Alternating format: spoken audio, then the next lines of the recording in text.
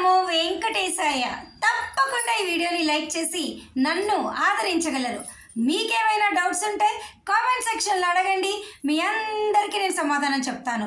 అలాగే మన channel WhatsApp Telegram link comment సెక్షన్లో ఇస్తాను, అక్కడ జాయిన్ అయ్యి మీరన్ని తిరుమల అప్డేట్స్ తెలుసుకోగలరు.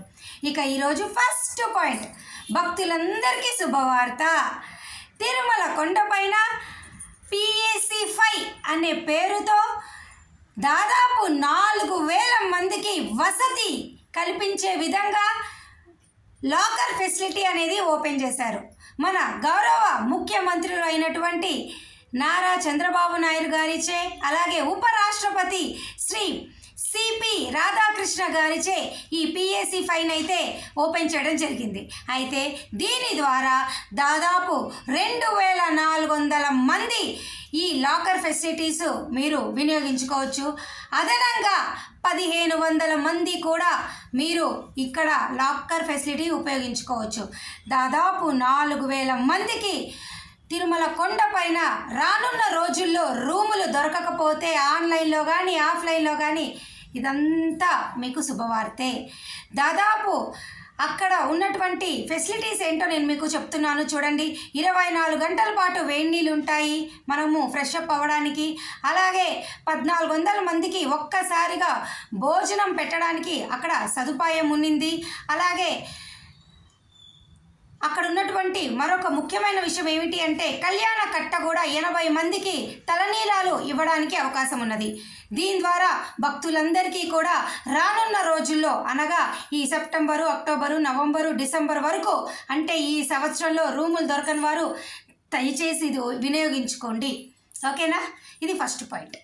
ఇక సెకండ్ పాయింట్ ఏమిటి అంటే, రేపు సెప్టెంబర్ 28వ తారీఖున తిరుమల కొండపైన గరుడ సేవ జరుగుతుంది. ప్రతి సంవత్సరం కూడా ఈ గరుడ సేవ రోజు భక్తుల రద్దీ అనేది అధికంగా ఉంటుంది. దీని కారణంగా ద్విచక్ర వాహనాలను ఈరోజు అనగా సెప్టెంబర్ 27 రాత్రి 9 గంటల నుంచి 29 ఉదయం 6 గంటల వరకు అనుమతించరు.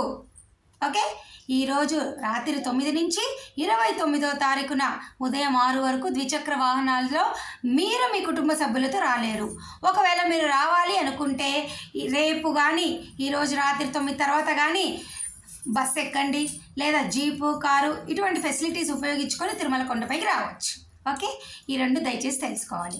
అలాగే అక్టోబర్ 2 వరకు బ్రహ్మోత్సవాలు. ఈ బ్రహ్మోత్సవాల వరకు కూడా చంటి పిన్నలు, NRIలు, మిలిటరీలు, రికమెండేషన్ లెటర్లు ఇవేవి ఉండవు. ఓకే, దయచేసి ఈ విషయం తెలుసుకోండి. కేవలము 300 రూపాయల టికెట్, సర్వదర్శనం టోకెన్లు, హోమం టికెట్లు, శ్రీవాణి బ్రేక్ దర్శనం టికెట్లు ఉన్న వాళ్ళే దర్శనం చేసుకోగలరు.